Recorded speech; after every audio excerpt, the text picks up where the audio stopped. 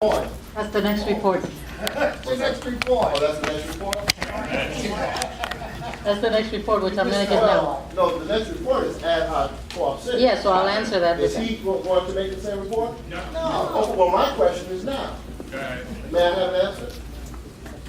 What was the reason for the ad hoc in the municipal services? Because most issues, What was the nature I'm of answering the your question. Most issues in Co-op City that are being brought up by residents, merchants, political and professionals have to do with municipal service issues. So given the great number of issues being brought before the committee dealing with municipal services, it was felt that it'd be best that we have a joint committee. It's not going to be the norm, but we'll have a joint committee meeting and have further discussion on the issues. For the Co-op City community. Anybody, it's an open meeting. People could attend the meeting. It will be at Co-op City. Right. It's going to be in the auditorium. I think we have a date of March 7th. That's all. Albert, your rabbi promised Co-op City that municipal service will meet at Well, Co-op City. yes, you did. And I also see that we have a meeting that's coming up talking about the legitimacy of carrying on this ad hoc committee. So I just wanted to know. That's all. because all ad hoc committees are temporary, so we just Yeah, I wanted think to it should see. be temporary for the whole year. But That's- for Co-op City, That's fine. yeah. Go ahead, Dave. Thank you. Hi, Nancy Rosario here, Ad hoc Committee, Co-op City and Health and Human Services with my two partners at war, partners in crime. Okay, so Ad hoc Committee, the minutes on both dates are self-explanatory. And as we said, the Ad hoc Committee in Co-op City was formed because Co-op City is one of the largest communities here in Community Board 10. So a lot of the people from Co-op City, many are the north, naturally occurring retirement community, they don't attend a lot of these meetings, especially municipal services. So the two notes that are here, December 11th, 2 minutes, and January 29th are self-explanatory. These suggestions and discussions go to the Municipal Services Committee because they will handle street repaving and everything that's on here goes through Municipal Services. And what was discussed was that Municipal Services Committee and the Ad hoc Committee will have a joint meeting in Co-op City on March 7th. So like that, the Co-op City community can meet the committee members of the Municipal Services Committee and be able to have a familiarity with not just the Co-op City members, but the members that make up Municipal Services Committee of Community Board 10, and they'll see where these suggestions are going to and how they're being handled through Municipal Services Committee and our district manager. Is that date set in stone? Because we got those two public hearings. March 5th, before but- and after the same week. That's Right, what- for right now, it looks good. For right now, it looks Not good. for me, it doesn't. It's Auditorium A, March 7th. That's on a Wednesday. You get permission to miss one, he said. I didn't hear that. Okay? Okay, so we're set on that. That does it for the ad hoc committee. And I have the next one, Health and Human Services. Again, they're self-explanatory. We had a discussion with Rose Vargas from Vista Site I here in Co-op City. So we actually go to visit the Vista Site I in Co-op City. The old business, we have a lengthy discussion on Montefiore Hospital, the conditions at Montefiore Hospital, the lack of beds, and that we need beds, and the emergency room waiting time. We have asked members of the community to please forward to the board office. You can forward it to my attention. Any documents that you have, dates, patient's name, doctors, nurses, anyone that has been more than 1 day or 2 days in the emergency room, or people that have been in the hallways for 1 or 2 days before they go into a permanent room, to show the lack of beds.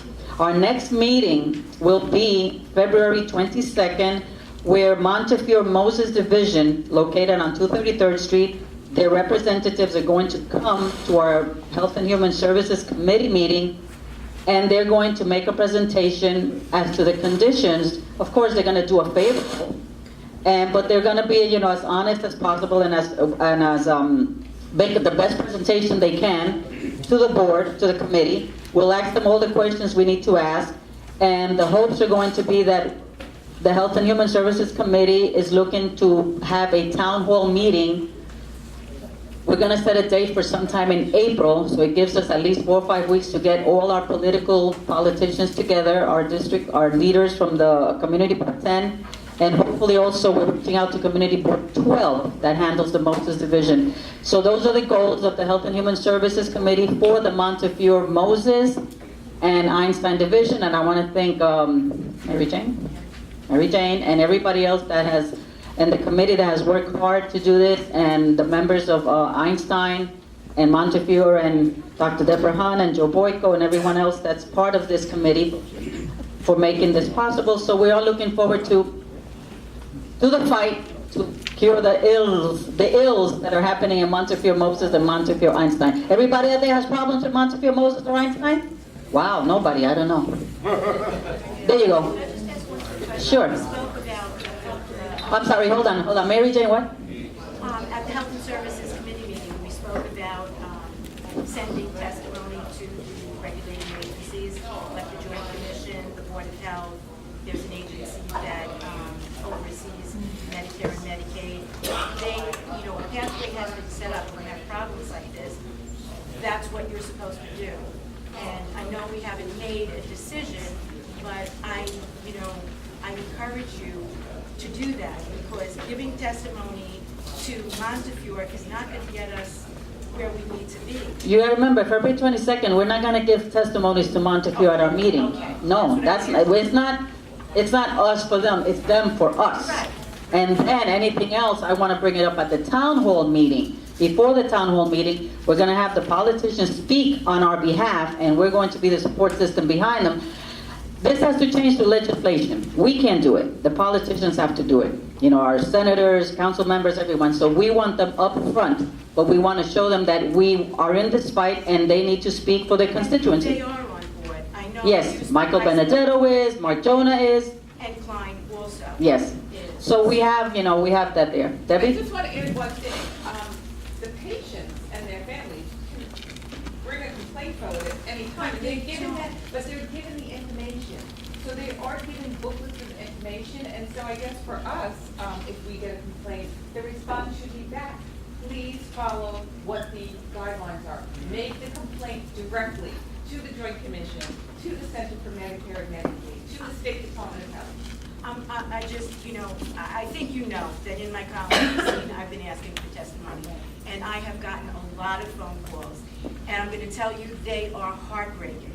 And to ask a family that is so devastated to do the work, I think we need But to they help have them. to do it. I'm sorry, we have to do our part, but they also have to do it. It has to come from them. Well, the testimony is coming from them. We can't speak for invisible voices. We need voices. Call to order. Go ahead. This is Community meeting. committee. So please come, anybody who's here February 22nd, come to our committee meeting. Montefiore Moses is going to be there, and a lot of questions can be asked there and answered, and then we'll prepare there for the town hall meeting. Okay? That is my report. Thank you. I just want to add, and I see why you brought it to order, because we don't want to have committee meetings. I just want to second what she just said. Please come to this meeting on February 22nd. There has been a long history of what's going on with Montefiore. I'm not saying that I'm pleased with what's going on in our own committee. And if you want to know who attended the meetings, I heard a few called out. They're listed right here. But at least, please come to this meeting. That's all I want to say, so that we can have some action and get some change. And if I have something to do about it, there's going to be some change. Thank you. Our Parks and Recreation Committee did not meet this month. They're going to meet the first week of March. So we're going to move right over to Chairperson Tony Salambenni for the Veterans Committee. Great, thanks, Mr. Chair. Real quick, our next meeting will be February 23rd, Friday night, 7:30 at the Samuel Young American Legion Post 620. That's right behind the Tremont East Diner on Tremont Avenue. All members are welcome to attend. All members of the community are welcome to attend. You don't have to be a veteran to attend. You may have a family member, you may have an issue, you may have a hospital issue. We hope to have a lot, and we have been having a lot of folks with a little more knowledge than myself there to handle sidebar questions, problems, and other issues, especially at the VA hospital. One bit of old news, that's good news, is that for the naysayers out there, my team's been working on half-fare Metro cards for veterans under the age of 65 to help them out as they transition in the big city. A nice older fellow is working on this. I just received an email that my team, that the mayor's office, the mayor of the city of New York's office, is a little annoyed that he has not received any information on this. So I'm hoping that, I probably won't make it because I'm working, but my team members, after the MTA board meeting, will be able to attend with the mayor's staff and see what he has to say about this. And what we do, emotions are nice, but you use facts. And I was in Albany, and someone in Albany told me, well, you don't want to, he's hemming and hawing. And we looked him square in the eye and we said, Albany does it. Nassau County does it. And when you look at the money, it's not a lot of money. When you see that the MTA has a $9 billion project out to Long Island, that has nothing to do with them replenishing every day the Metro cards, especially the Metro cards you lose and have to buy another one. Okay? So we'll be working on that. We hope that will come into play soon. And one new bit of good news, more good news, I have some information here on a preliminary, well, it's not preliminary, it's a study that's a breakthrough for post-traumatic stress disorder. For those of you that know about this, the VA hospital is very quick to give out medicine. They give you enough medicine that you can go home and kill yourself. Plus or minus 35% success rate. With this method, no drugs, 90% success rate. It's talking through, it's called RTM, Reconsolidating Traumatic Memory. Bill's just mapped the situation. This trains the brain that when you see something, maybe a fire engine going by, you don't freak out, you say it's fire engines are good guys, whatever. I don't want to oversimplify what the good work they're doing. It's not downstate yet, but I will give one copy to our MD and to our PhD for their committee. And when it comes down, hopefully at the Bronx VA, which has so many amazing things going on with the Fisher houses and the robotic hands, and this is right here in the Bronx. So hopefully this will come back to the Bronx too, make us on the map more. Okay, thank you, sir. Thank you, Tony. At this point, do we have any new? Sorry, go ahead, Colonel. You want the mic? No, I just, Julian left already. I just want to try to refute the comment you made about volunteering in the Army or whatever. Honestly true. I got to where I am by volunteering for everything. So I made full colonel and but I just want to tell you, and I think I speak for the rest of the 1%, or approximately 1% of the population that served in the armed services. We had to do the draft, but now, currently, it's an all-volunteer force. So they're all volunteers, so that's totally untrue for them. And we really owe them a lot that they're willing to volunteer. And now, just to update you on the Department of Defense and all that, it's not such a good deal even though they're volunteer, because they keep cutting, and I was part of it, they cut the budget, and now when you join the service, the old adage was if you complete 20 years, you got retirement. Now they changed that. It's operated like a company corporation. When we cut down, we're going to lay you off, and you will not get your full, you will not have a chance to get the full 20 years in. So they had to modify something now where, all right, we're screwing you guys. So we'll give you a little partial. If you serve 5 years, maybe we'll give you 5 years with a lot of conditions. So the armed service is not a real good treatment. All right.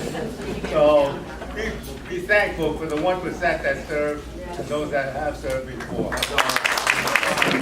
Thank you, Colonel. All right. Hold on. Bob, go ahead. Well, I just want to say one thing about the volunteer force. even though it is a volunteer army, you still have to register for the draft. The Selective Service Board, I'm a member of it. If you do not register for the draft, you will not be eligible for certain scholarships, you will not be eligible for certain grant money, you will not be eligible for certain federal jobs. So make sure that all your 18-year-olds register for the draft regardless. I do have one new item though I'd like to, if you don't mind. Just give me 1 minute. Bronx Park Speak Up is February 24th at Lehman College in the music building at 10 in the morning. This is an event where all the different parks organizations, these are all volunteer organizations, get together. They've been doing it for over 20 years. It's a phenomenal day. From 10 in the morning, they go to 5 in the afternoon. You really get a great opportunity to see what the volunteers, the different organizations are doing, and to get involved in your local parks. So please come out and enjoy the Bronx Park Speak Up. I know everybody says there's no free lunch, but you get a free lunch there. So, thank you. All right. Go ahead, Debbie. I'm sorry, but I have to bring this up because in light of what's been happening and the violence in our schools, I ask that the Health and Human Services Committee, the Youth Committee, and whoever else gets together and looks at our schools and makes an initiative. And I think, Irene, I've seen you posting online, and I think we need to address this.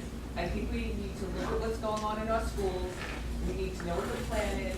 We need to make sure that we're doing everything in our power to prevent this from happening in our community, because it's no one's safe. And so I hope that we can, make something. I know we have a lot of work to do, but to me, this is a priority. So if we can have an ad hoc or whatever we can do, but we can't waste time. We can't wait. This is time of the essence. So whatever we can do, our chair, our district manager, whatever you can think, Bob, my colleagues, we need to protect our community. Thank you. Joe? Just on that topic that you brought up, it was raised just last week at the qualified council meeting with the police commissioner, who was now a guest, because the principal of St. Teresa's brought just that very question up. So perhaps it's something that Bob could arrange with the qualified council, to meet with the captain and his officers, that we could discuss this, because there are plans in place, and they do have officers visit the schools, because they need to know the layout, the inner layout of the schools and the workings of the school, so if they have to respond to such an emergency, they know where to go, what to do, and how to handle it. Thank you. Anybody else? No business? All business? Before you make the motion. I said before you make the motion. Easy there. Could you the two guys in the back there for Spectrum stand up? So again, these guys are looking for signatures for a letter of support to break the franchise. These guys have been unemployed for 10 months now. The CEO of Spectrum is breaking all sorts of ceilings with his salary and his bonuses and everything else. And a lot of their brothers and sisters have lost their homes. They got no medical coverage and everything else, because when they Spectrum bought out Time Turner, they broke the contract. It's not that they wouldn't renegotiate, they broke the existing contract, and it's really hurting a lot. And we have a lot of franchise in our own neighborhood. Like they said, we're getting raked over the coals because we don't get to select who gives us our cable vision and everything else, our cable in our house, our internet. We have to look at this, so don't just walk by. If you can, sign their petition. Can I get a motion to close? Motion to close. All in favor? Aye. So carry. Any opposed? Any abstentions?